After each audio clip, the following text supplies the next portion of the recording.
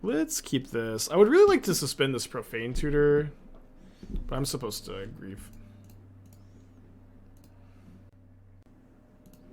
How many times the last 2 weeks have I lost match 5 to Yawgmoth? I don't know. I didn't know that it happened more than once. Maybe it has. Okay, I think I'm going to take Dragon Wages Channeler and then light up the stage. And then if they want to bolt the grief, I don't really care.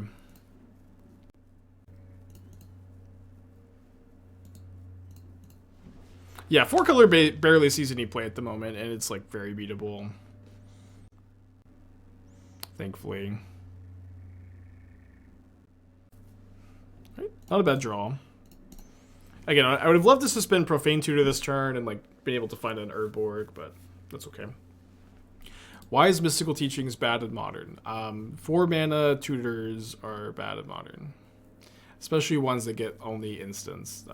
You know what I mean? It's like, not only is it a 4 mana tutor, it gets like one of the weakest card types. Yeah, you have Memory Deluge too if you want like a good 4 mana card draw spell.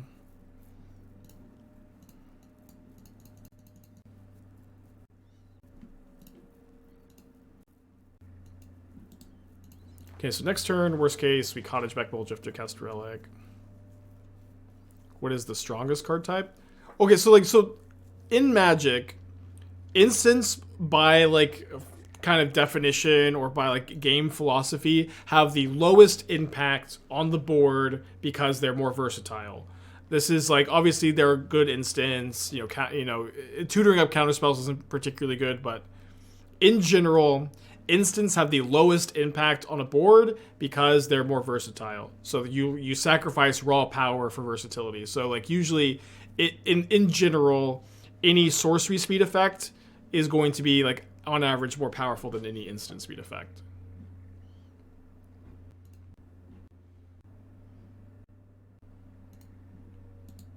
And so, just like internalizing that can be good for like your deck building knowledge without, having to delve too deep into that, I guess. Their hand is Gigantha, Gutshot, mystery card.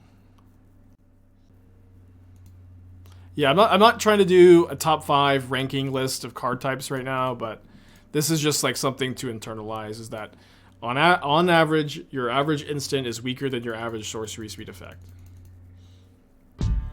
Joven, 6 months, thank you.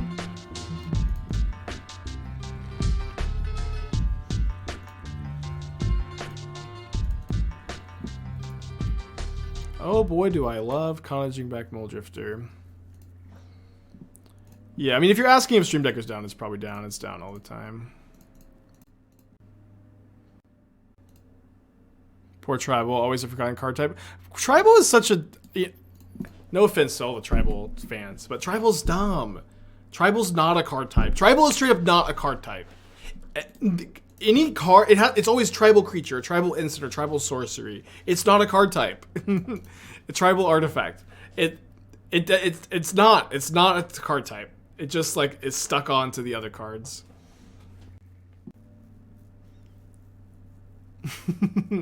It should be a subtype, not a type. I know by the rules it's a card type. It should be a subtype. It should be like legendary.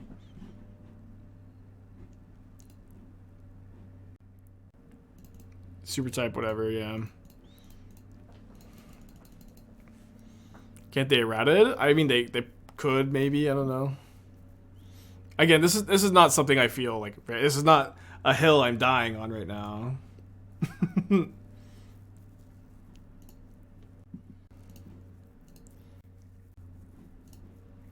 Get to gain a life.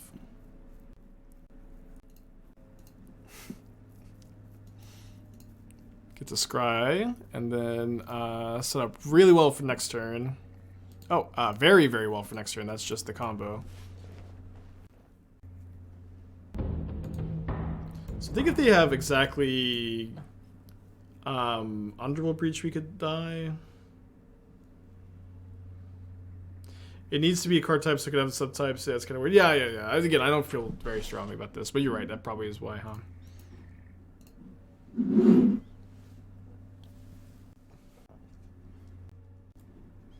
Yeah, I know that it is literally a card type, but like, unlike every other card type doesn't have to be this and something else. Tribal's the pretend card type. Okay. Acererak on the stack. Infinite combo. Opponent knows I don't even have to click once. I love you. Based opponent. Okay, we'll bring in our removal spells, and I think just go down on the draw, Rebirth and Griefs. Instant also shouldn't be a card type. Mara said that. So it should be a sorcery with flash. I don't feel super strongly.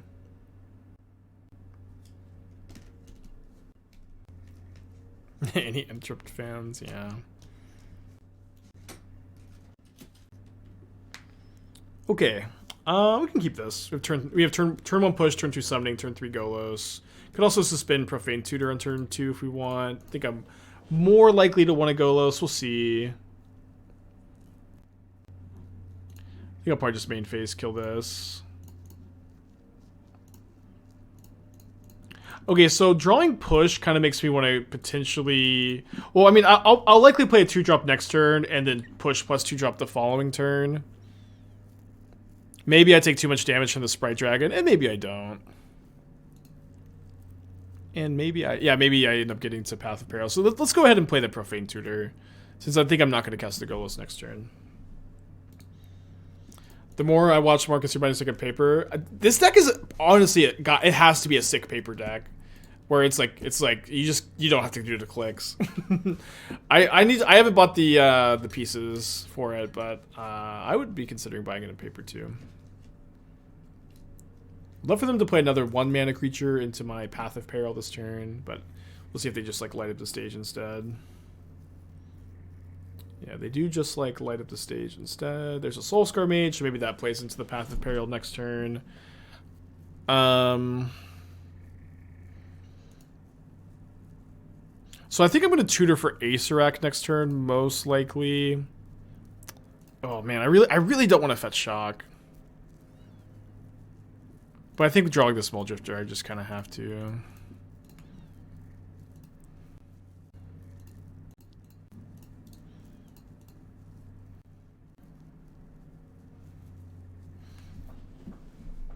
A 10 life.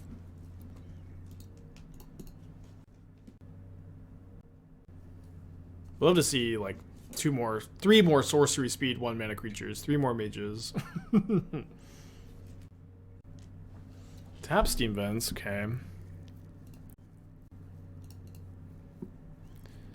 So I think I'm getting Acererak here, but maybe I'm not casting it right now. I think I'll cast the Golos. Getting Urborg to turn the Cataracts into a black land for Acererak is nice, and then I can do the creature can't attack mode next turn. It's got 4 toughness. We're gonna be okay. We're all gonna make it. Yeah, this version's felt better. We just 4-1, lost playing for 5-0, but I knew Golos was good in the shell last time. I was just like a bit unsure. I thought I needed Thoughtseizes, but I haven't missed the Thoughtseizes really at all in the main deck. And then I wasn't sure about how the mana base would work, and now I'm like pretty happy with it. Okay. This line was bad into Shattering Spree. Hard card to play around here. Swift Spear Shattering Spree. Dead to any instant or sword. Oh, they have the dart in the yard. Dang it, we're dead. Okay, bummer. Game 3 on the play though. So on the play, I think I want Malakir Rebirth more than Undying Malice, just to have more lands on the play. 1-bit ordeal on the sideboard can kill Heliod, combat infinite life. Yeah, I mean, Heliod combo is like almost... I'm like the only one that plays Heliod combo, and I don't even play the Spike Feeder. It's like... It's like kind of cute, kind of interesting, but... It's mostly just Copium, and you don't want to...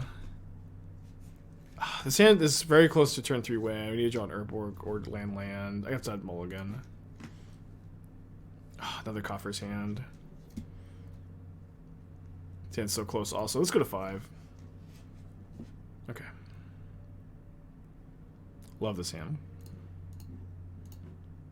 Just the Heartless Summoning Acererak draws are pretty good.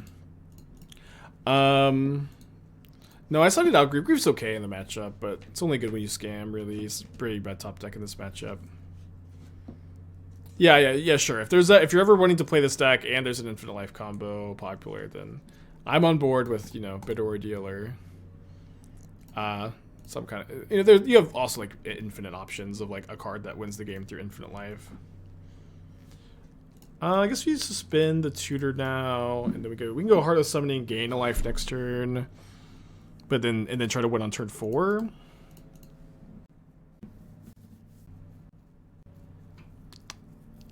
If we make it to turn 4. So you never complete Tomb of Annihilation. There's got to be some instance where you complete it, but I have yet to complete it. You know what's funny? Like, this version with Sprite Dragon, like this Prowess version has been like around since before Brothers War. I was playing like this exact list with Sprite Dragon before Brothers War. Then Iconoclast comes out, and me and Andrea are both hyping up Prowess. And then now everybody's just playing the Sprite Dragon version, like almost exactly how I had it before Brothers War, which is funny. Although still, like, everybody's cutting Mana Morphos, which I think is like wrong. But whatever. So we're at 18. Would love to live. Uh-oh.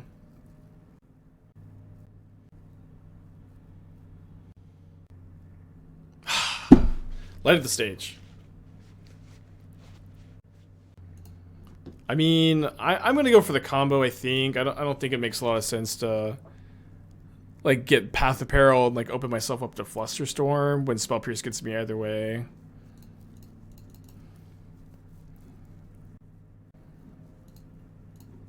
We are going through this dungeon once potentially. All right, let's go. I love an opponent who just concedes to the combo. I wish you luck, Prowess players. Prowess is, you know, it took so long for Prowess to be well positioned again. But it is finally. This deck can't combo if your library is smaller than your opponent's life total. Yes, but you can still like just like get a ton of value and like likely be able to win the game effectively. It's maybe even like less clicks.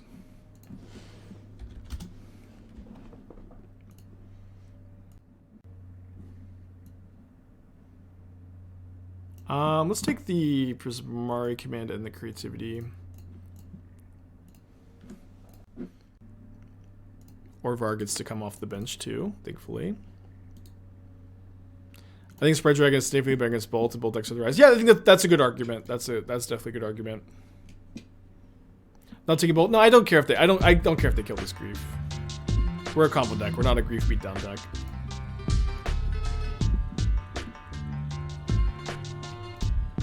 Dalton with the 43 months.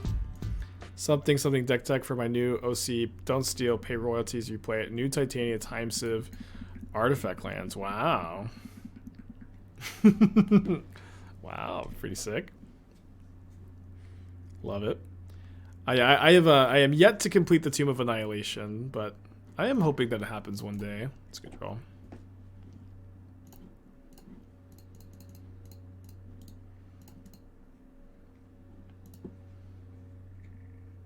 Thankfully, they can't persist my Mulldrifter. So what am I Profane Tutoring for, though? Probably Heartless Summoning, and then I can Cottage back Mulldrifter, Heartless Summoning, cast it next turn, have push up for Dorvermine. That was one of their draws. So yeah, Scalding Tarn, Persist, Mystery card.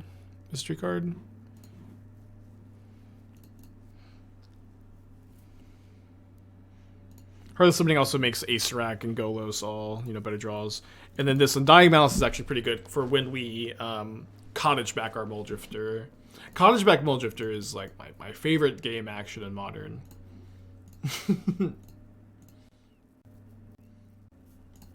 was really hoping my opponent would just slam another creativity.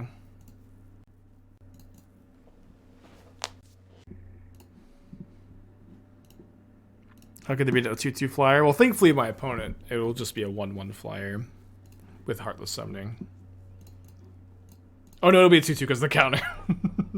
Yeah, they're on the ropes.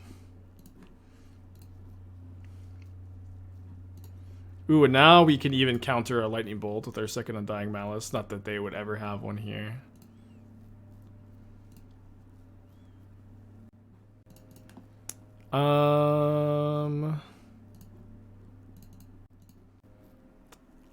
So Coffers gives me more mana, but I think I just get Cataracts because I have a lot of mana. I just kind of need some cards.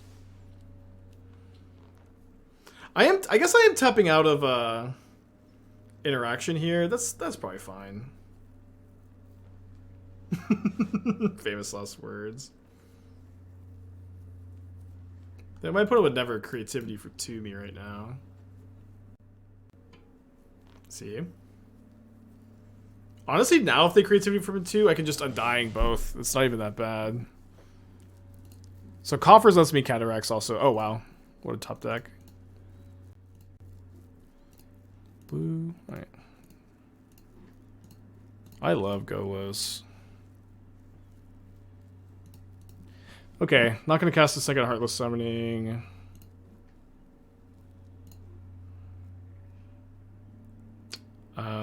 Just going to attack with the Drifter. I don't think I'm pushing the Goblin Shaman either, because I want to be able to Undying Golos or Mulldrifter if they do creativity here, I think.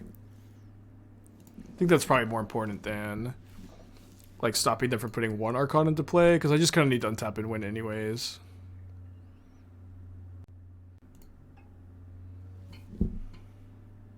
They do get, 3 looks at another creativity. If they miss here, then, they're just such bad shape. They drew Mana Leak for turn. They discarded Dwarven Mine instead of the Mana Leak, which makes sense. Then looks like they have Rin and 6. Probably pick up Triome.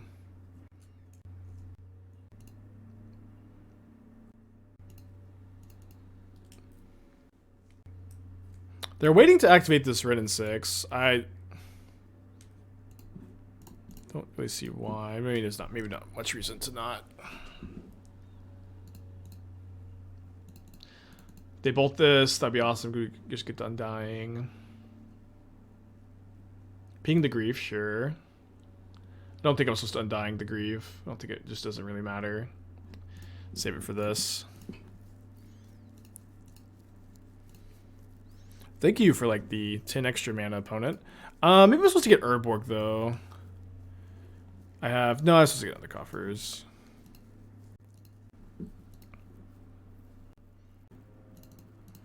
Another Heartless Summoning. I guess I'm actually, hold on. I'm supposed to activate both coffers before Cataracts.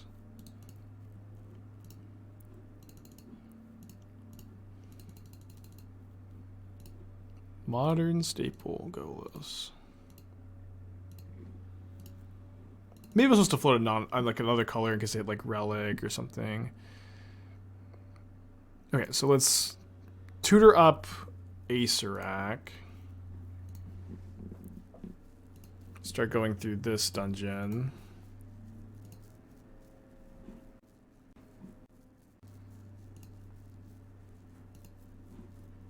Okay, there's our Relic.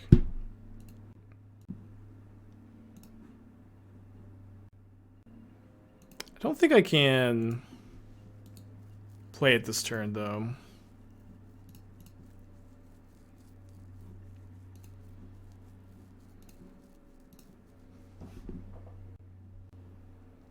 So let me just kill this Rin and 6, and then I think I'd rather hold up mana than do anything else.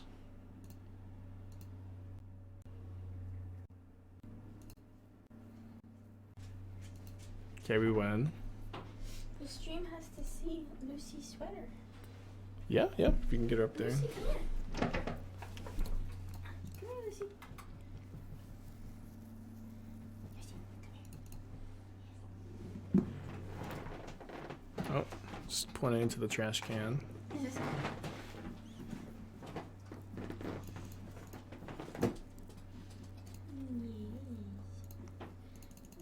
Draw step, push grief. Yeah, that was actually a pretty good line. I've never taken that line before, I think. Yeah, it's pretty cold here, so we got a sweater for Lucy. Let's keep the okay, opponent sees that they're dead though. Not interested in playing it out, thankfully. Orvar, Unmoored Ego, Thoughtseizes, no pushes. Could bring a Needle for Ren. Could also just not bother. I think I'll probably not bother. Cut this on the draw. What's pretty cold? It was 11 degrees Fahrenheit this morning. It's actually 22 now, which is I think that's like 530 Celsius or something. Something close to that. It's in that ballpark. Yo. So we got a sweater for Lucy. Yeah, I know better than to complain about the cold, because you know, too many actually Texan, that is not cold at all. Yeah. I think I'll be griefing on turn 1 to try to get rid of a Renin 6, pitching the redundant summoning. Okay, take the Fable. And then if there's a hood on it too.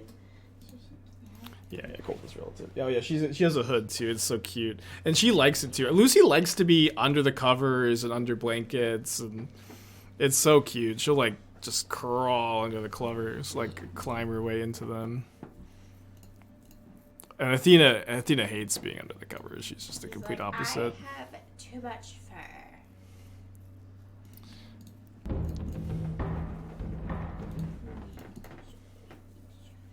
A black card would be awesome for next turn because we could go Summoning, Undying Malice Grief, and like tutor up Golos or Mulldrifter. Although I could also save this for Mulldrifter, maybe, and like hardcast the Grief. I think either would be fine. Oh no, I want to tutor Orvar with Profane Tutor. I want to tutor Orvar.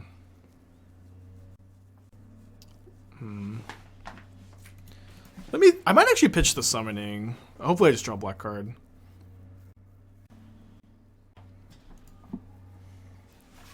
Because I really want to stop them from... I really want to stop them this turn. I hate this. Yeah, I think I just need to stop them this turn. I can also get Unmoored Ego next turn.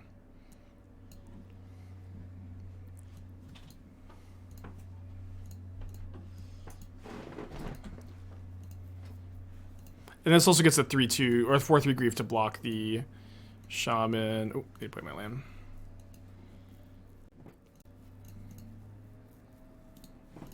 It's been over a year since the PO Wish. Well, I've tried so many times.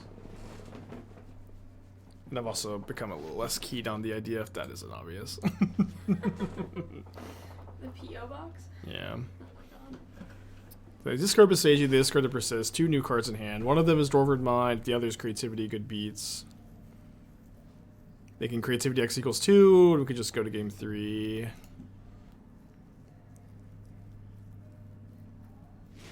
Okay, they don't have it. So I think I'm supposed to Unmoored Ego instead of Orvar. Although the Orvar is just so good, it's so passive. But they can do it X equals 3. So I need the Ego. Your pride and your ego.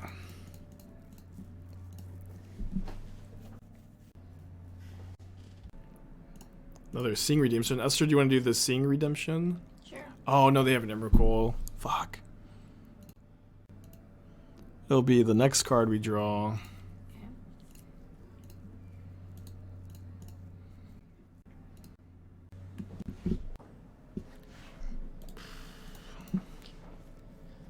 Nice Emrakul. I guess I side out the Unmoored Ego. So they drew Renin 6. I'm still blocking. Did you already win with the combo? Yeah, we've been winning all day with the deck. Except for the 5-0. It's a Prismari command? Okay, sure. So many treasures. Little Hardcast Emrakul any second now. I feel like they wanted to be able to copy that with their reflection. Okay, this is the Seeing card, Esther. Oh, which one? Undying Malice? Mm-hmm. Okay.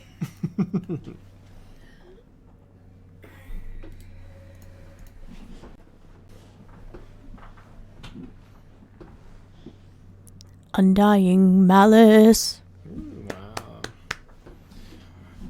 Well, Fable's pretty bad. I'm not going to concede yet, but we are taking 6 this turn, or 4 this turn, 6 next turn.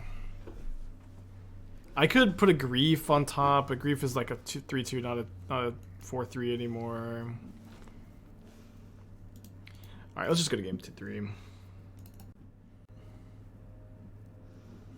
So I'm going to cut the Unmoored Ego. I guess I'll just bring in the other Undying effect, and then click Submit. I think he's still with the Orvar.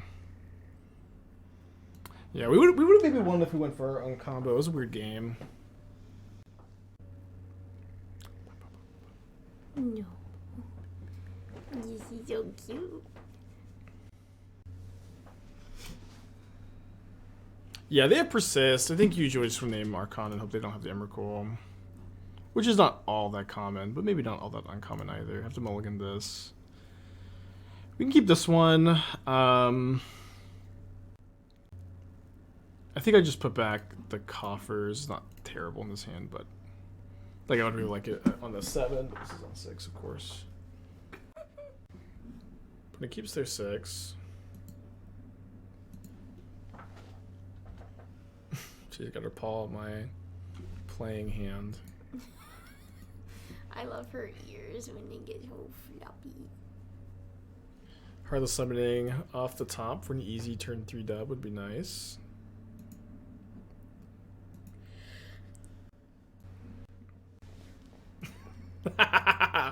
The good luck Esther and Lucy for the top decked Heartless Summoning. Hmm? What? What? What? Did you tell chat about you this morning? I didn't say anything about anything. This morning he wakes me up and he's like, "Do we have any gloves?" I'm like, Ren and 6. "Any kind of gloves or like warm gloves?" And he's like, "Any kind, because you know my hands are cold. I'm gonna be clicking a lot." And I'm like, "Well, latex gloves are not gonna work." So it's not any gloves. Because that's all I have. Except we have gloves, but they're in like pockets of jackets. And you know, it just now got cold. And we're inside the house, so we don't need any jackets. Who needs jackets? Alright, we're about to be at that dark pool. You ever been to the dark pool before, Esther? Dark pool? You ever been to that dark pool? Mm-hmm. To get to the dark pool...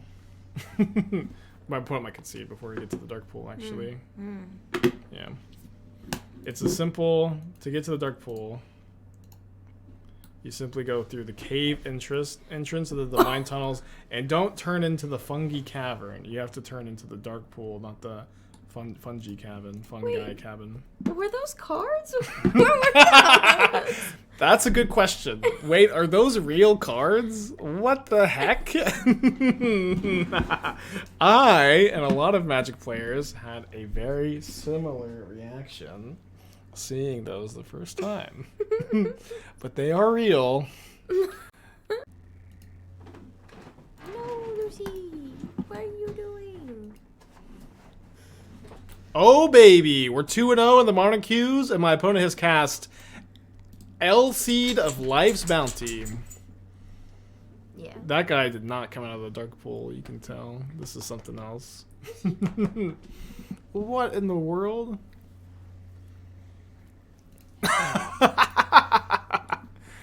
Call me a false hope. I guess I'm going to push this one. Now this is a matchup. Oh no, my opponent is going to gain so much life, and then we're really going to have to be in the dark pool at that point. Wow. We are. Drains 1 life though. Yeah. So this card lets you basically go through a dungeon 1 time, and with 2 other cards, you can go through infinite times. And so you have to go through this. So you have to go through. Yeah, this is why it takes so many clicks. You have to click through the cave entrance, click through the mine tunnel, and you have to click the combo to make the mana. Click the dark pool, click the temple, and then that's 1 life. And then you have to do that 20 times. Oh, damn it. Skyclave, very good against us. Lucy, come here. I think I'll thin my library on my upkeep. Come here, Lucy. So I'd love to find a Golos, and I can really just get a lot of mana to Acererak a lot.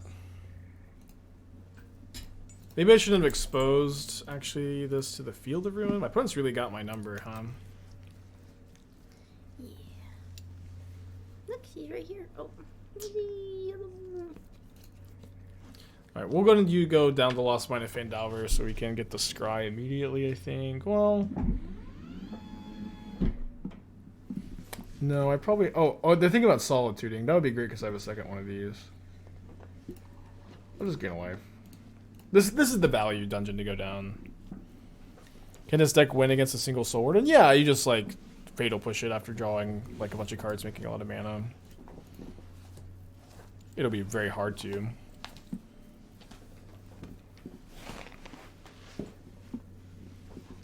Are you okay, Lucy? Everything okay back there? Lucy's like, I'm just here. I'm just here. I feel like she's not... She doesn't like to be picked up like this, really. Oh. Oh my gosh. Oh. Everywhere you go, you just bring chaos. You can't really see it, but Lucy is just... Right behind squished behind me. Oh. Okay, maybe this was worth it, huh? Oh, so they're ephemerating their Skyclave, which is fine. There she is. Oh wait, no, I meant to cast Relic of Legends. This is actually better for me. Wait, yeah, no, this is actually better. Stop! I'm sorry. Sorry. Stop. Whoops. Okay. I'm really in that dark pool now, boys. Crushing my legs, stopping me from started making me misclick. Misclick to concede too. Ooh. I know. Winds of Man. I don't know that my opponent has read Cabal Coffers because they just have straight up not Field of Ruined me. Oh. She's like, this is good. I think I'll fetch Watery Grave though. Yeah, Lucy is like actually just asleep in my lap now that she has some peace.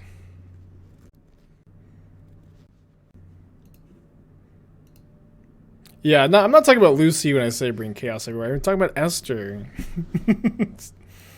Actual chaos everywhere all the time. Yeah. Would you like some chaos? My opponent says GG, aspiring. I guess I'll say GG back. GG. All the South American players always call me aspiring instead of Spike. Oh, that's pretty funny. Yeah. Wait, did you say Australian or... South American. Oh. It's my first name. GG to you too.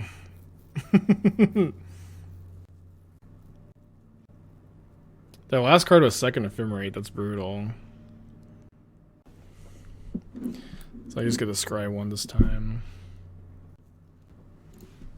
I think that meant good luck. Honestly, this 3/3 token is going to be able to hold down the fort for a while. Oh no, so this is the wrong one. I guess I'll just get I'll get a treasure token because that'll make it where I can Golos spin. I think that's better than making one of these unable to attack. Okay, can I scoot back a little bit? I mean, no. Oh, Lucy. She is so cute. Yeah, I don't know if y'all can see, but she's just in the chair. Yeah, behind him. Behind me. Asleep. Yeah, she says, this is good. And her head's on his leg. She said, this is good. We got 3 clue tokens. Now they get rid of my coffers. I should have one more basic. Sacks one of their clue tokens. No attacks. Alright, you're gonna be a long game.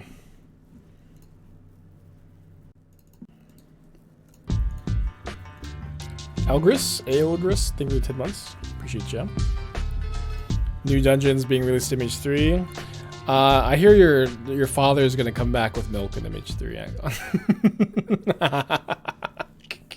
Your parents will get back together in MH3. Alright, gaining 3 life. Take 4 down to 11. I guess I don't fetch, just keep my life total high, huh?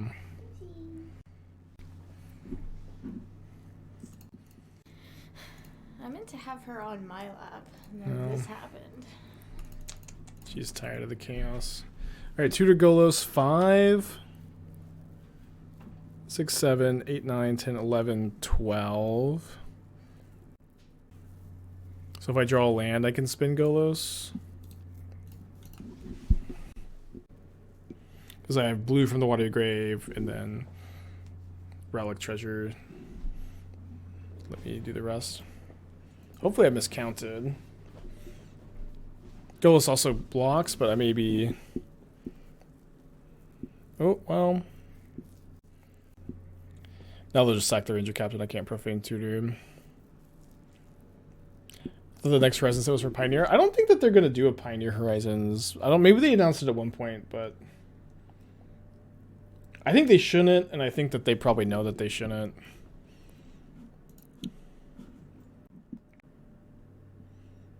Have I tried Golos with Grief and Solitude? Just like black-white Golos? It's hard to get enough white cards. Wasn't Mulldrifter Undying better? The thing is you lose 2 life there. Maybe it would have ended up being okay. So I think we have no outs, though. Man, that last card being second Ephemerate was so brutal. That's like the only card that gets my Acererak. Okay, so we're up against mono white Ephemerate. Bring in these Shriekmaws, I guess. Bring in the Shriekmaws. Trim a Grief. Trim a Undying Malice. Trim a Relic? Considering how much money Modern Horizons have made, I feel like they know they isn't going to stop them. I don't know. I mean, this is like kind of the thing, though. It's like... Then they're not like a hive mind, artificial intelligence. It's a group of people. And I would say that most of the card design team, most of the play design team is very likely to understand that a Pioneer Horizons would be unpopular, unsuccessful, bad for the Pioneer format. Even just like the existence of it would get a lot of pushback. Will that play design team, however, be able of convincing whatever corporate executive they have a meeting with that this is the case? That's the problem, right?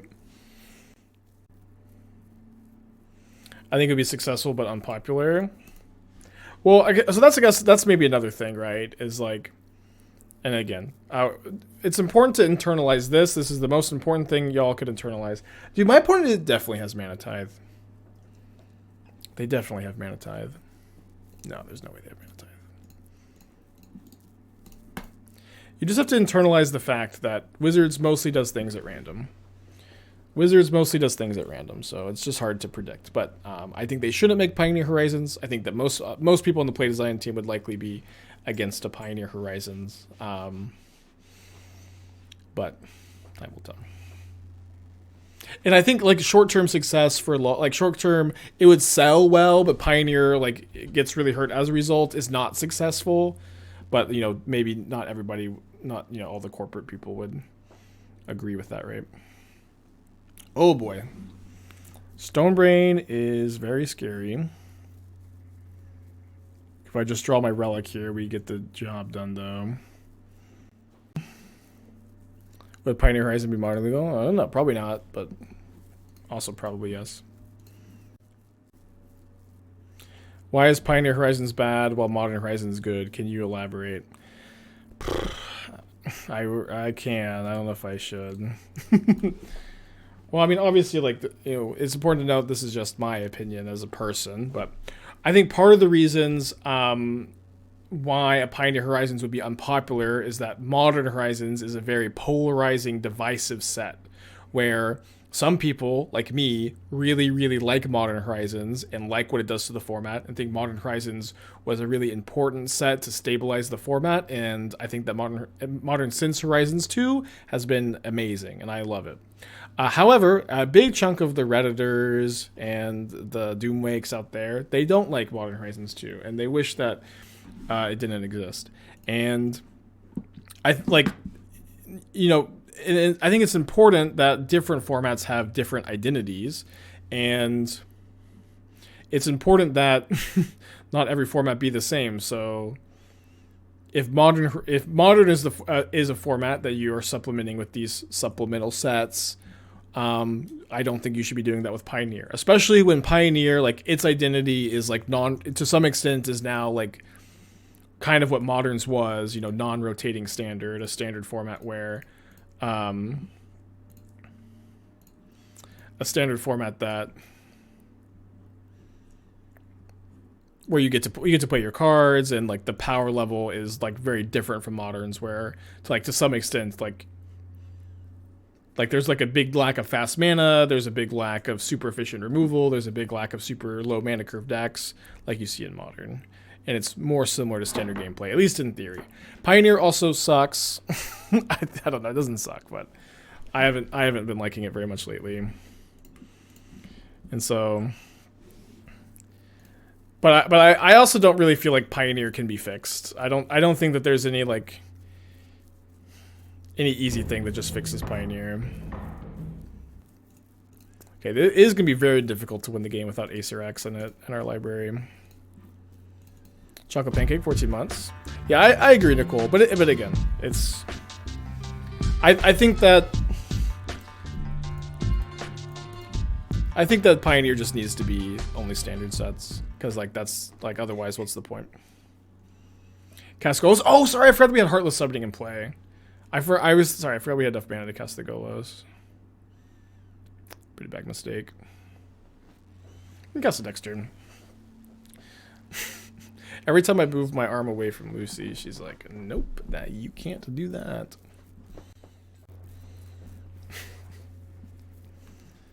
So will they trade Ranger Captain for Profane Tutor here?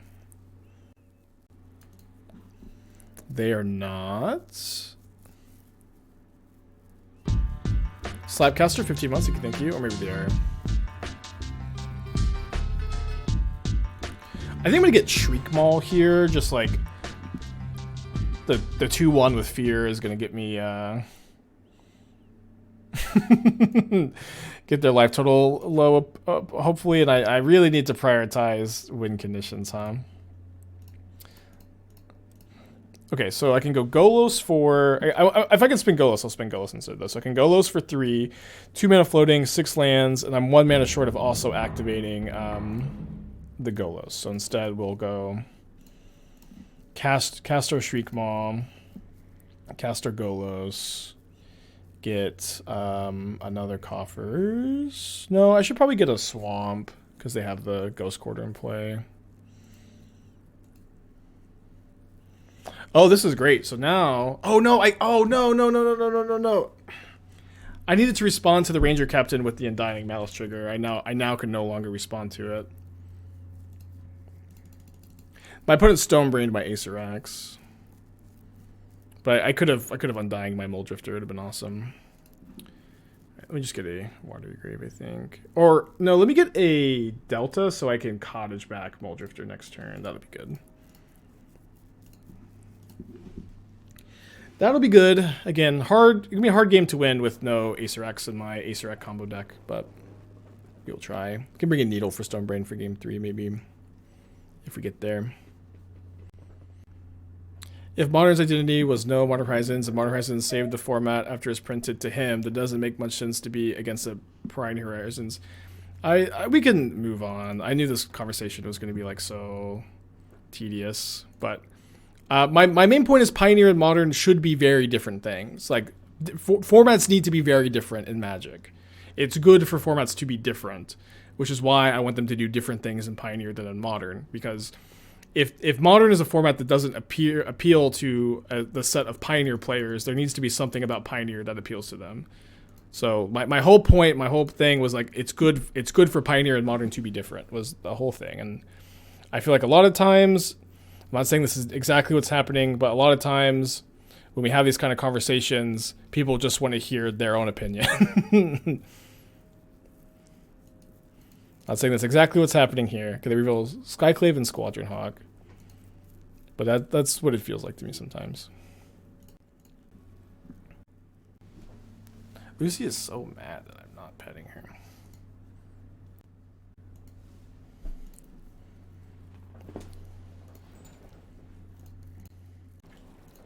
We can move on. Another good reason for them not to do MH2 is so... Oh. She jumped! She jumped from my chair to her chair. That's awesome. Nicole with the Twitch Prime, thank you. Destroy target non-black, non-artifact creatures. So we'll cast this while there are no... Oh, I know, I can just evoke an Undying.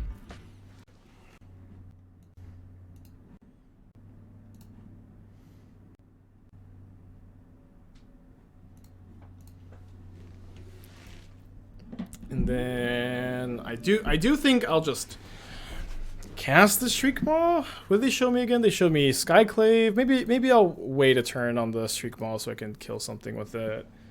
I'm not sure because I don't have that many cards in my deck that still do anything. The Greaves will be nice though.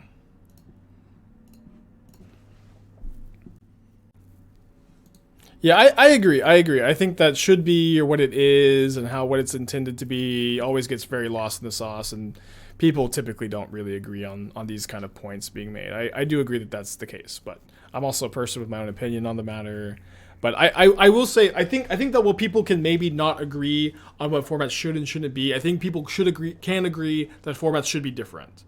Because otherwise, what's the point of having different formats? And I think that you need to have different characteristics of different formats to appeal to different players. I think that is maybe a point we can agree on. I don't have the Emrakul in the sideboard anymore. I used to. Recut it for the Leylines.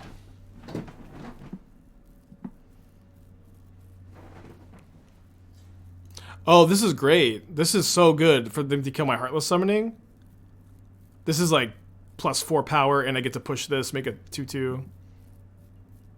And maybe block the Sanctifier.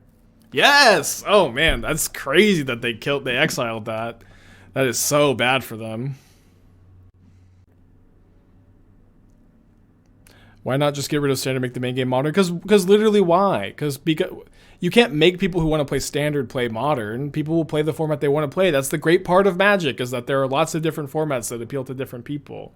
It's awesome that there's lots of different formats. Modern is also like super duper inaccessible to new players, and so having easier accessible formats like Standard, like Pioneer is a very good thing, so that you don't just throw people into the fire.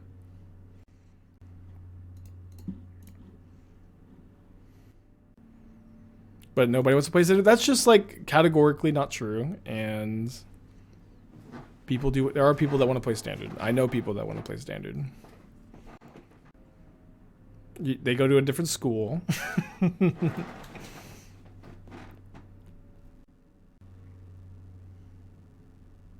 The main game is apparently Commander now. The main game is apparently Commander nowadays, which is utterly wild to me. Yeah, it's been Commander for a while. I feel that way too sometimes. Wouldn't you believe it? The main game's Commander now.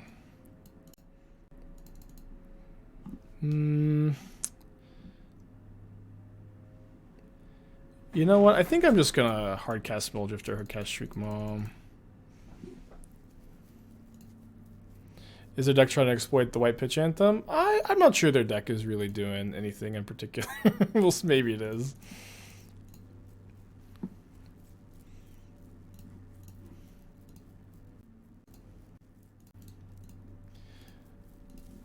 All right, it seems like we're maybe gonna get the job done with our Acererak Stonebrained.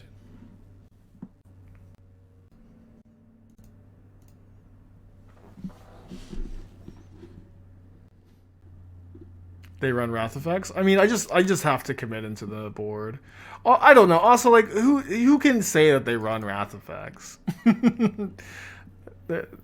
Maybe they do.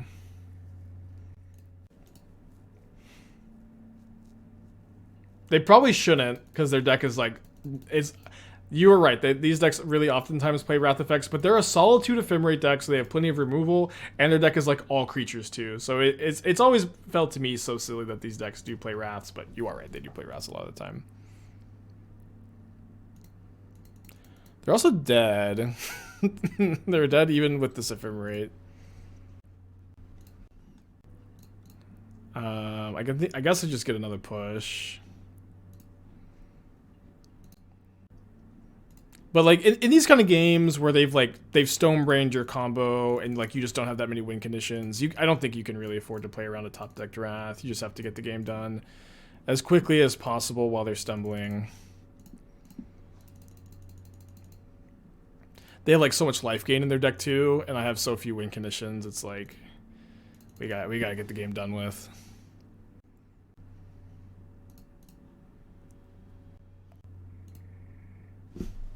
So now I guess I'll evoke.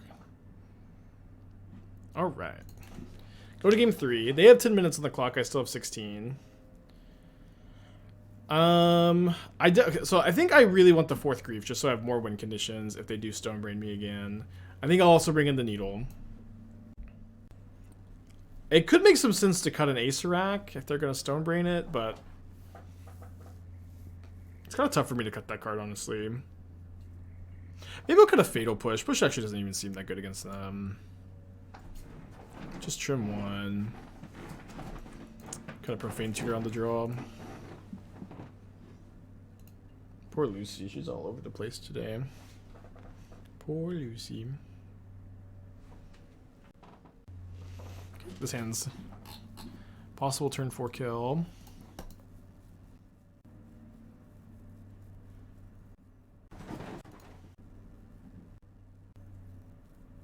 Alright, so I guess I will just pitch Profane Tutor and scam them.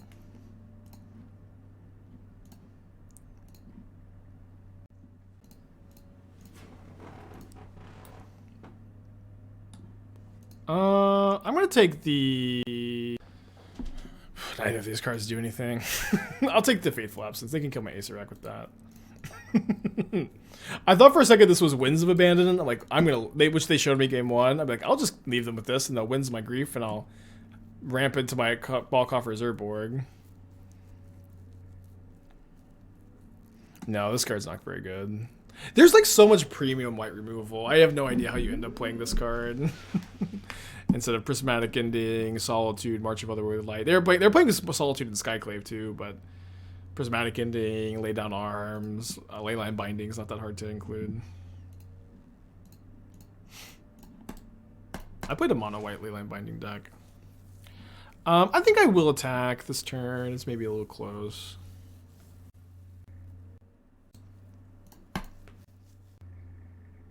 Oh, yeah, sorry. Pre-combat -1/-1. Yikes. Oh, they're targeting the Grief. Awesome. Love that. Prismatic seems to go to mono white. Yeah, that's the thing. It's just very easy to play dual lands and Prismatic Ending for multiple colors. It just doesn't cost you almost anything at all.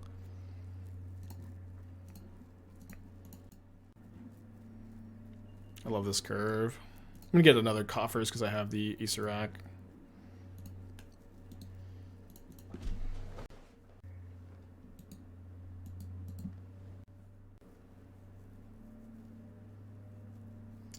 So next turn, 6, 10. I have 10 mana. I think that's enough to venture through the left dungeon and try to find a relic to win. We have like a lot of looks too, of course. Okay, that's one more mana because we don't have to play this tapped. This is turn 4.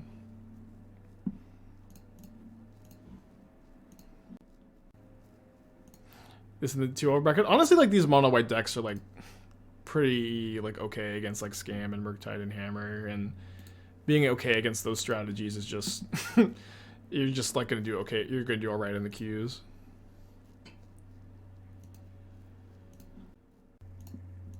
Always nice that when you get the treasure token, that's a free dungeon with Heartless Summoning.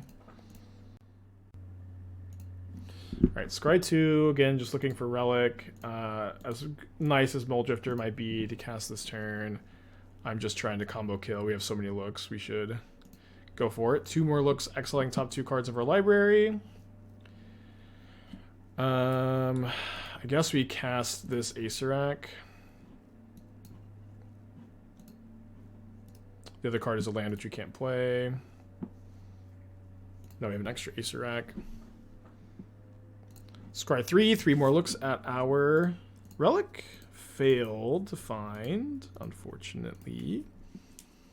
But now we get to draw 3, cast 1 of these without paying the mana cost.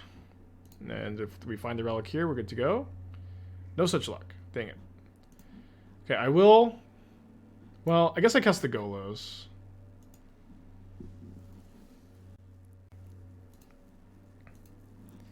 Get another Coffers? Sure. And then, Needle, Stonebrain. I can also Needle Field of Ruin or Ghost Court. I'll Needle the Stonebrain. And then might as well venture a couple more times.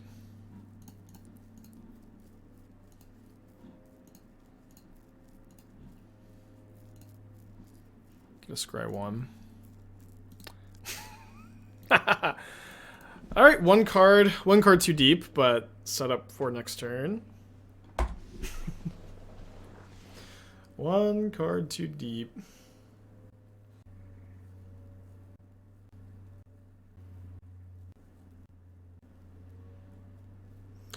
We shuffled with Golos. We shuffled, oh, the second time, right. Still.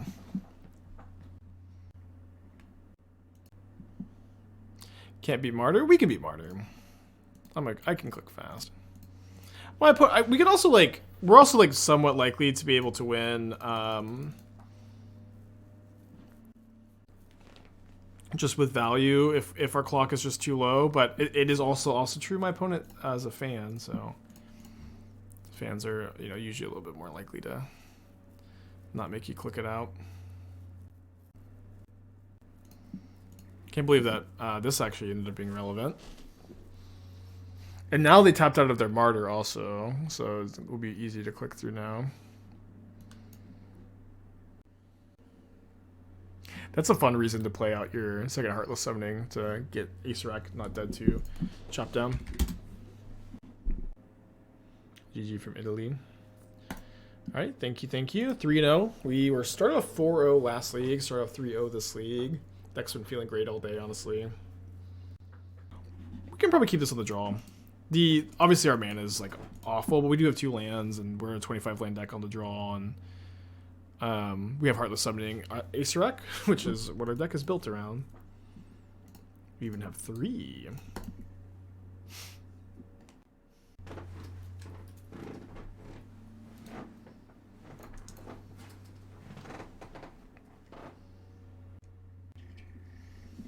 So, looks like maybe Jund Creativity, Jund Through the Breach.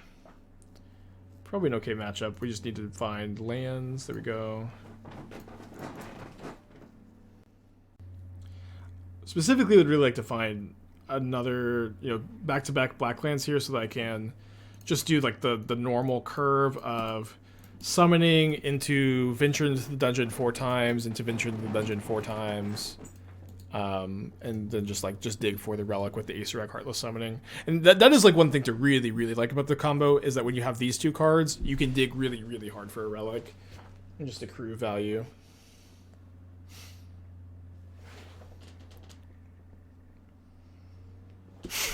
Okay, my hand is good against Inquisition.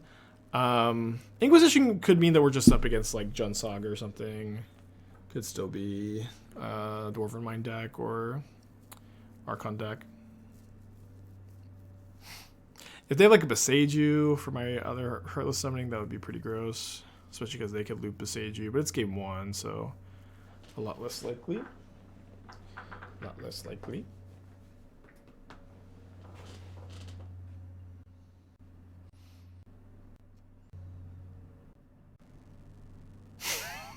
This stupid Mistress command. This card is so bad, but it is cool. They discard Archon.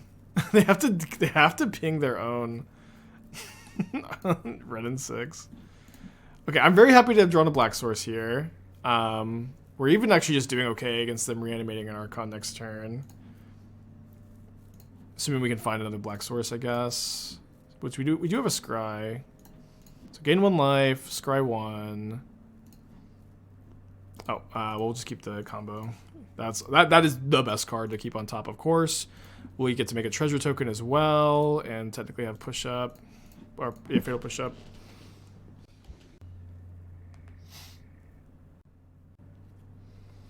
How's it doing? It's doing really well. We did 1-2 drop the first league, but it was definitely a league where I really didn't mind the losses we took. It's like living in and Oopsal spells with the skimping on graveyard hate, and even then like the living in match was super close. And then we lost playing for 5-0 last league, and now we're 3-0 up a game and in great shape at the moment. Is Heartless Priest of Urbrask something that's been explored a lot? I've seen it a few times. So like Heartless Summoning, Priest of Urbrask, having go Lich is infinite mana and then infinite Lich activations. And so like that's something that people have done historically in this with Heartless Summoning, but it's always been like a little too dopey for modern. Too many cards, kind of. What's cool about this combo to me is that it's just not that many cards. Is there a card that doesn't let your opponents venture into the dungeon? There might be. I doubt anybody's ever played it.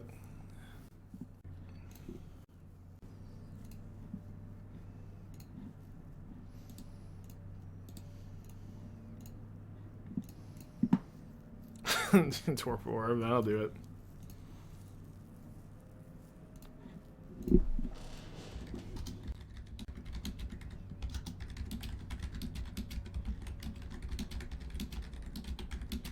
Just let my opponent know this is infinite combo, since they didn't know. They said they didn't know what was going on. Because they could have played the Golos. I just want to click through it.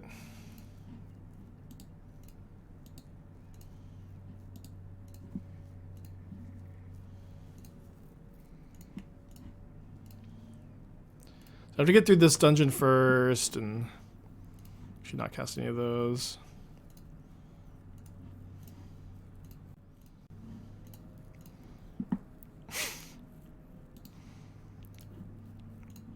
Yeah, the new Elesh Norn, very controversial new card, Elesh Norn. Does stop this.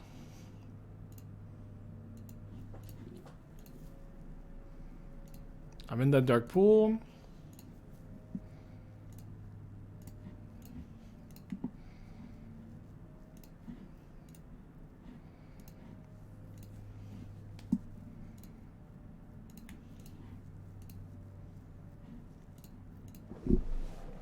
I think my opponent is just trying to figure out what's going on.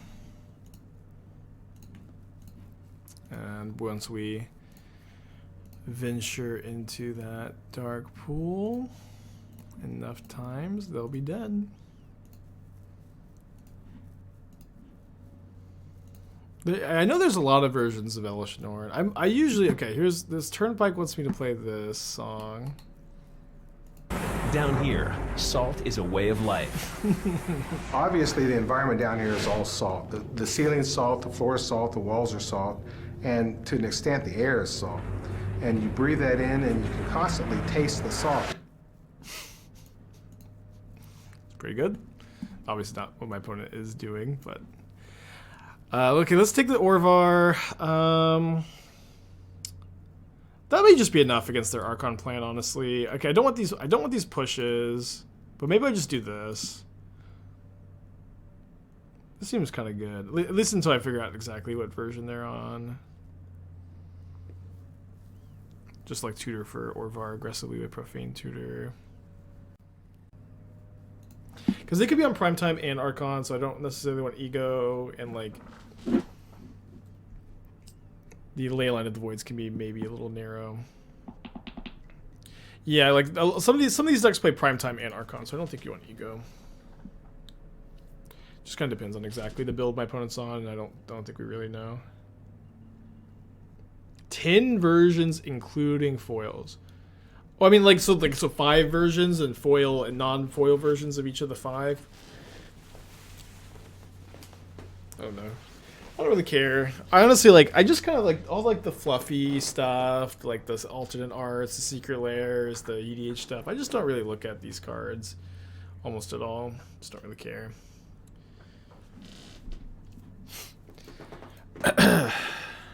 Every once in a while there'll be something I think is kind of cool, I guess. Cool, like the Dark Pool.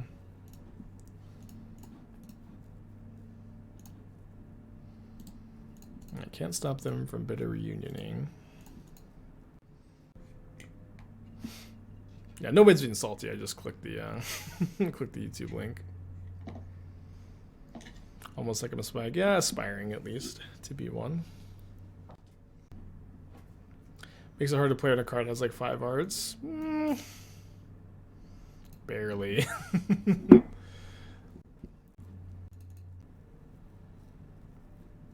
Alright, yeah, let's get this Heartless Summoning down. I'll be able to probably evoke Mulldrifter, Hardcast Grief. If I guess I don't draw the land off the Mulldrifter, I can still Thoughtseize.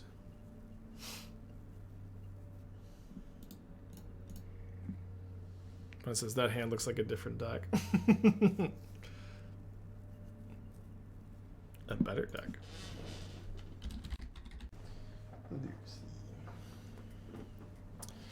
Okay, this is not so bad. Obviously, I would prefer to have the Heartless Summoning in play, especially with that. But let me evoke this Mulldrifter. Try to draw Black Source for Thoughtseize. But there's even like a chance they don't have like any good Thoughtseize target because we saw their hand earlier. Right now their hand is Dwarven Mine, 2 mystery cards. Okay, we did draw a land. It's not an untapped Black Source. I think I will still Grief this turn just in case they have creativity. Okay, we'll take the extra bitter reunion. That Ren and 6 is maybe a little annoying, but not really too concerning, especially when we're on the cusp of going really big here.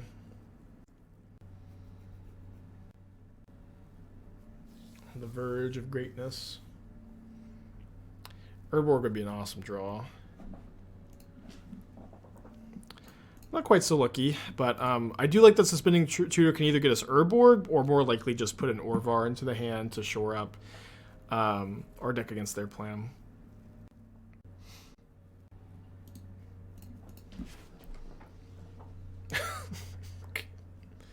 This is so funny. Alright, Golos, Acererak. Really doubt they take the Undying Malice.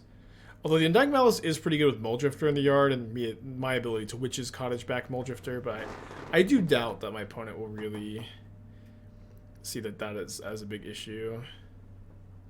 They're at 9 life also. That's not very much life. Oh, maybe I was supposed to take the Ren actually, because Ren and 6 Beseiju is a problem. They just picked up a fetch land instead, so they're not like even going after my mana very aggressively or anything. Oh, whoops, sorry. I needed to float mana with the coffers. So I'm missing out on a dungeon delve, but my opponent will now Beseiju my Heartless Summoning. Or on their next turn, they're presumably going to Beseiju this Heartless Summoning And then I can get Witch's Cottage, Cottage back Mulldrifter or Golos.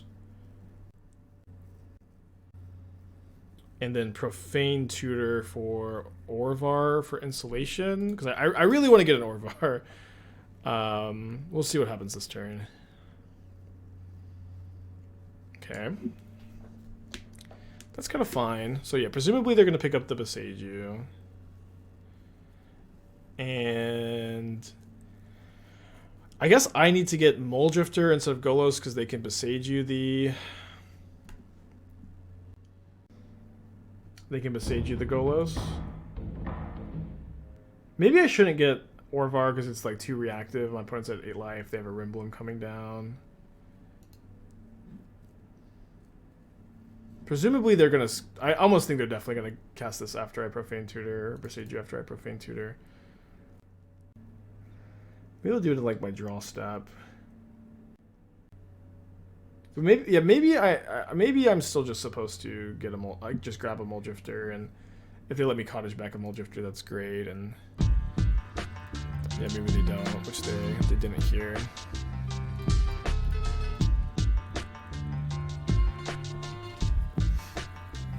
Sideways, 14 months. Thank you. So they haven't channeled the Boseiju yet, which is they let me get the mana discount.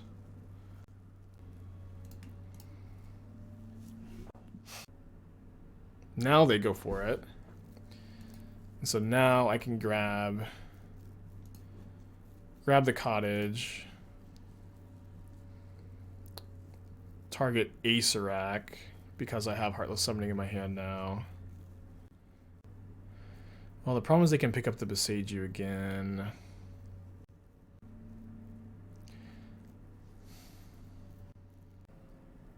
Tough game, tough game. I think I still get it. I have just the combo.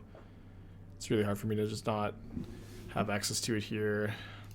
There's even a chance they like Boseiju my coffers, you know. So you bring back the Mulldrifter, a 3/3 flyer. The pressure they're in is definitely important here.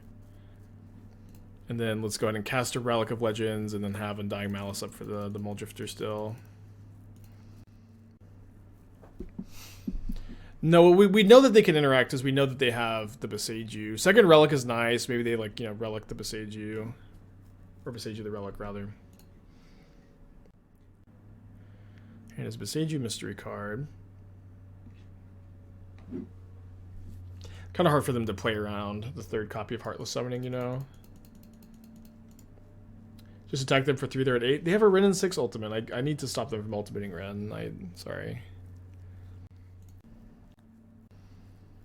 I guess they don't have anything super relevant, but it's just too dangerous, especially when like I'm able to win, you know, at any turn. I'm able to stop them from interacting, and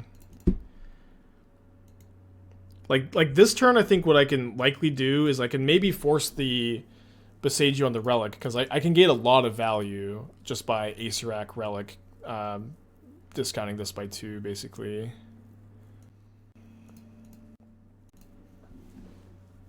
And if they do Boseiju the Relic, then we get to just win, potentially, depending on when they do it. Right now, so we go Floated Black. Grab a Swamp, because that's all we can get.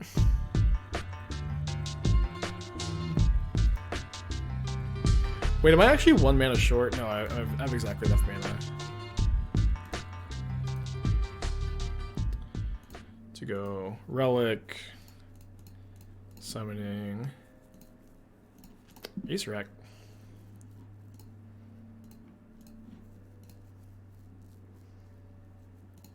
And now with this treasure token, we even have an Undying effect up, but they would have been able to respond earlier.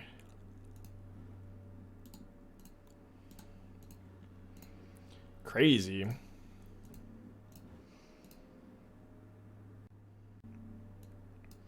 So it does look like we will be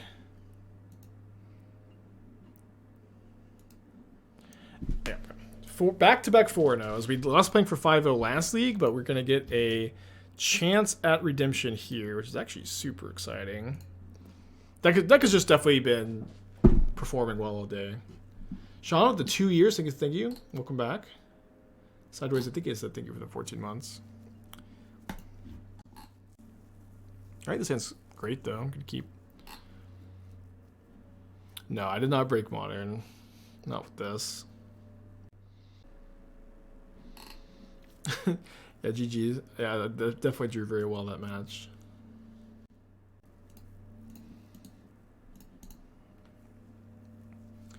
The old turn 3 Evoke Mulldrifter and Undying Malice could be good. We're up against Titan.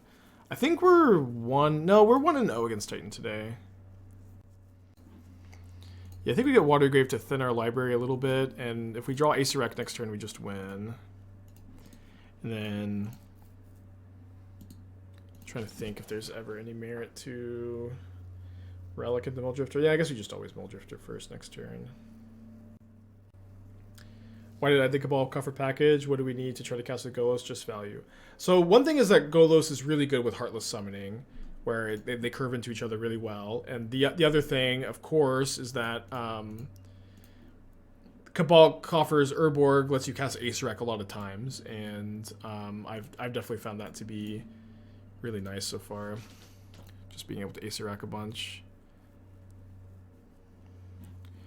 Okay, let's hold up a Revolted Fatal Push. Haven't found another Acererak yet, or an Acererak yet.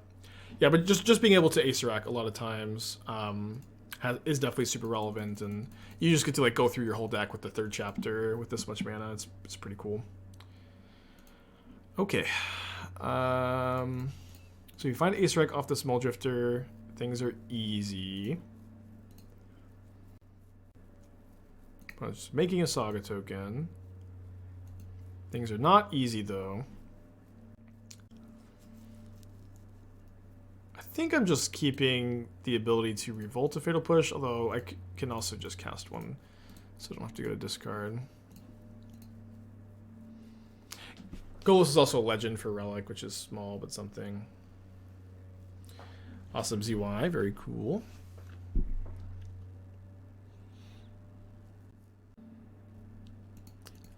So bounce line Titan, opponent can Titan.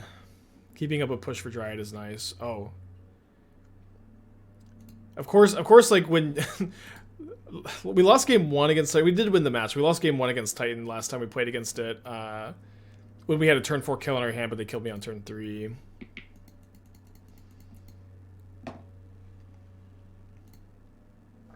I can Cottage back Mulldrifter this turn for... Oh, okay. This is a cool line. I can Cottage back Mulldrifter this turn to get an extra look at an Acererak and an extra look if I find an Undying effect. I don't think we're dead to just a Titan. Definitely not feeling great. What do you mean next turn? Okay, now that my opponent has Summoner's Pact in the hand also, maybe we're not getting another turn. Doesn't double amulet usually mean dead? I mean, only if they have the double strike land, right? Maybe it is. Yeah, at 18 actually is very likely to be dead. With the Cultivator Colossus, it's like definitely dead. I feel like I'm still gonna make them click it out though. They could probably theoretically draw like Pact, Grazer or something.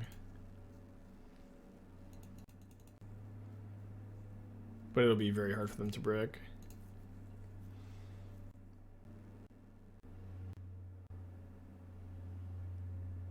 If we see a Teleria West, we can scoop. Although this means that they... I guess they don't have red-white yet to give these anything haste. Okay, there's Teleria West.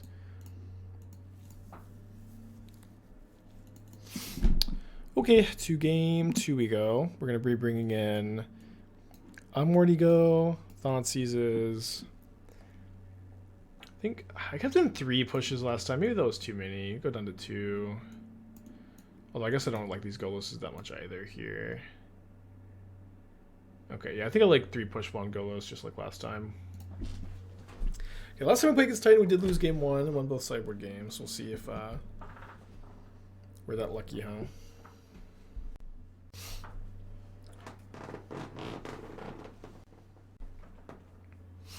Yeah, Pithing Needle, Primeval Titan.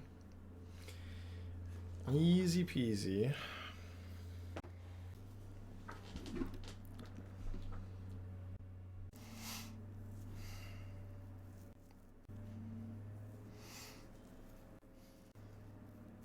Yeah, I know Needle has like some text in the matchup. It's pretty bad. It's you can name Teleri West, you can name Slayer Stronghold. I don't like to bring it in usually.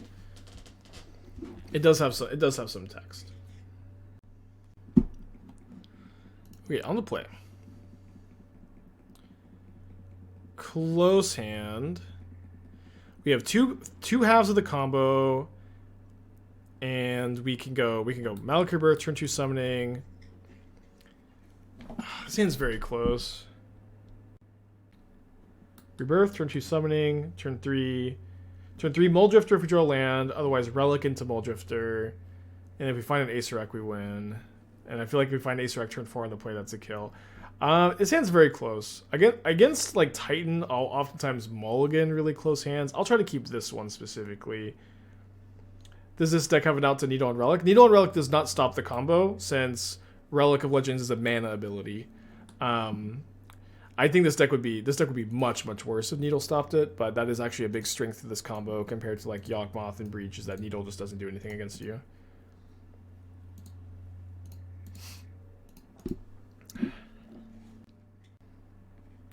Oh boy. I mean, if they just have the turn 3 win, this hand is probably never. I mean, with some really good draws, maybe.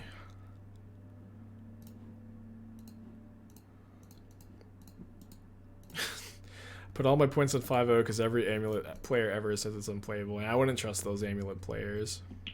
Yeah, Revoker would stop you, but you know, I haven't seen a Revoker in a while. Karn stops you, that kind of stuff. It does have an art to Torpor Orb. Well, yeah, against Torpor Orb, you have a 3 mana 5/5 at least. It's not too bad. That's your out. I remember like when Uro was around, people would like legitimately side in Torpor Orb against Uro decks, and like thinking that it was a good card against Uro. But you'd have a 3 mana 6/6 that whenever it attacked, you got to Uro effect. It was just like, it was so funny. People would like legitimately board in Torpor Orb against Uro, thinking like this was like going to be their tech. It happened like way too many times. I would play Bant Ephemerate Control. That deck was so sick. I got second in back-to-back challenges with that deck actually back in the day. My opponent tutors Azusa. We shouldn't be dead. Wait, why would they tutor Azusa to do this? I got second in back-to-back challenges with this Bant Ephemerate Control list, but people would bring in Torpor Orb against you and you just cast Uro. It would be awesome. It was just the best ever. Okay, so let this just happen. Push this, I suppose. I guess I could agree first. Fortunately, I didn't draw a land. Okay, we'll take the tracker with this one. We'll Thoughtseize the Colossus. We find this turn because of the Summoner's Pact. Why did they pact for Azusa? I'm so confused.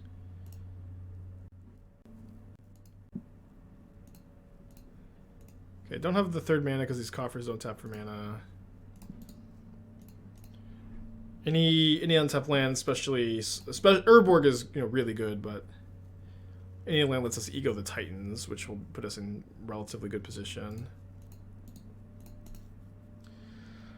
Oh boy.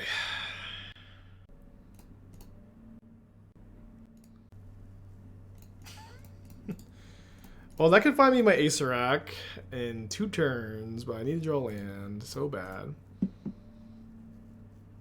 My opponent is also just not top decking. A land this turn would be just, please. Oh, it's even Urborg. It's even Urborg. Okay. So we'll name Primeval Titan, and then we'll have the combo kill available for next turn. Any untapped land is probably about as good as Urborg, though. Like, this gives me more mana, but I don't actually need any more mana. Make sure. Sometimes like you'll think you click something on Magic Online and it just will not be clicked. Oh, I forgot to look at their hand. Did anybody see their hand? Did anybody see their hand? Yeah, I saw they have Dismember in their deck. Do they have Dismember in their hand?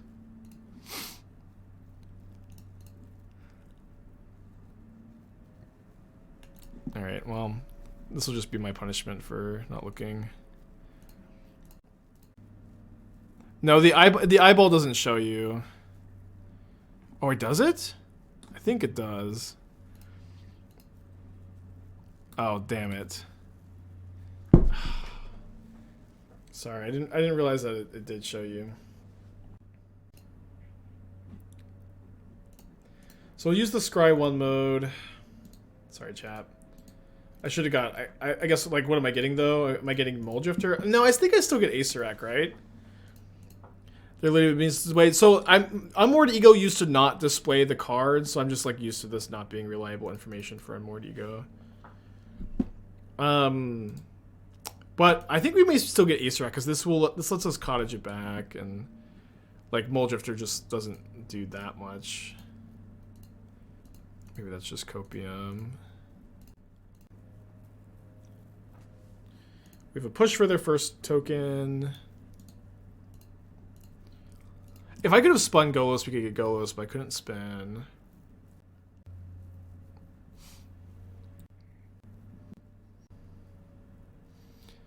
Did they already map this game? No, that was last game. So again, any fetch land lets me like put an Acererak on top of my library. They have no Primeval Titans in their deck, so their clock is going to be relatively slow. Yeah, that's true. Any white source lets them double strike their construct, which is not ideal. We even discarded their Cultivator Colossus, which is kind of nuts. Alright. A lot of good draws here. Okay, that is one of them. Upkeep, stop, pass back. I'm not going to have 6 because my opponent has Bajuka Bog. I'll want to respond. Guess I chump block.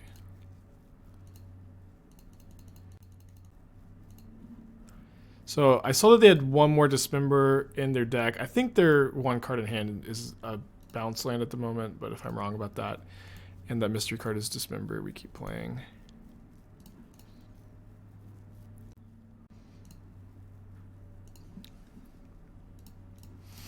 Okay. So we're going to that dark pool. Opponent concedes. We go to game 3. Thank you, opponent. Based in cool. Hey, Freya. Okay, I think we're just going to go to game 3. Hope for the best.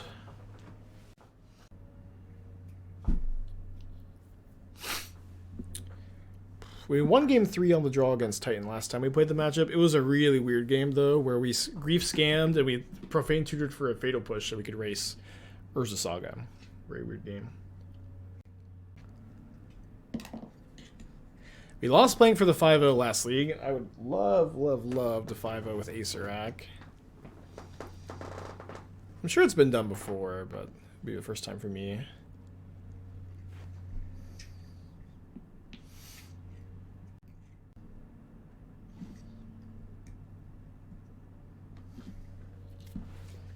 Well, when you play all day, every day, you tend to play fast. Yeah, I think I've seen Rooftop Storm, like Lotus Bloom versions. Surely someone's 5-0'd with that. Although I don't think those versions are very good.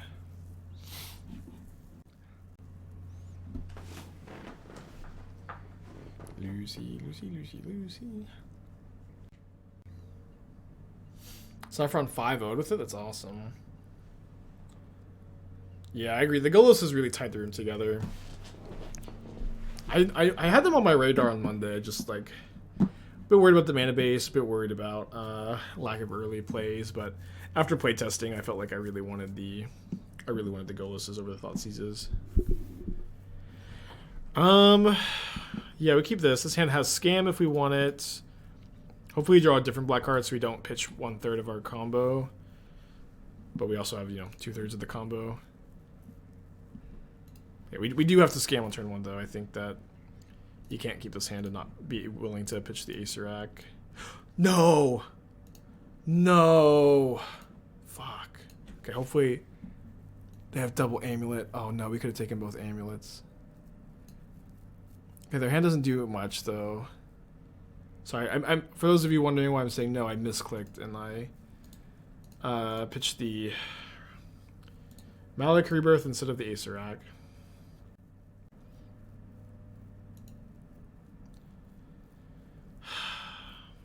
Sorry, champ.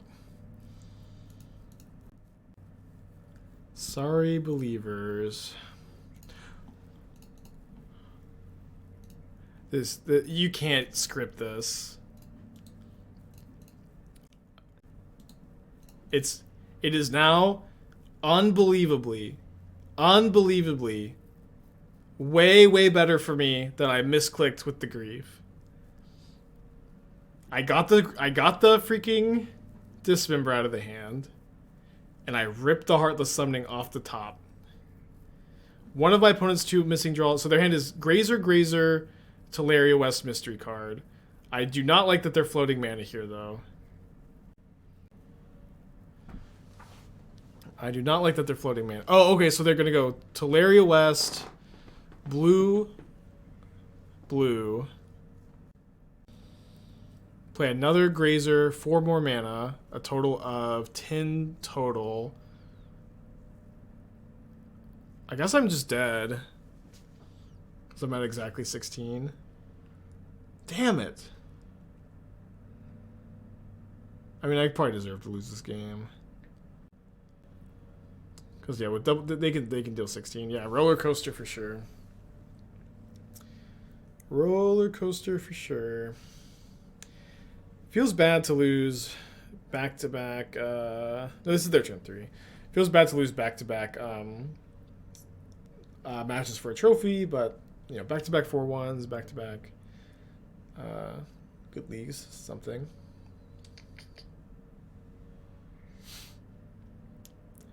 Yeah, I guess if the one mystery card is the double strike land, we could win. It's obviously incredibly unlikely.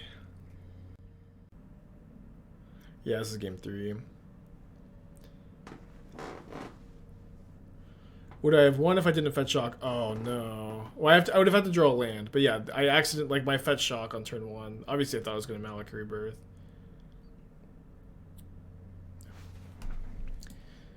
Okay. We died. We would have died anyways, actually, because it's the Titan is 20 damage instead of just 10 this time. Tough. I really thought we were gonna like manifest destiny our way to a win there. Back-to-back 4-1s, feeling pretty good. Let's see, we're 5 hours into the stream.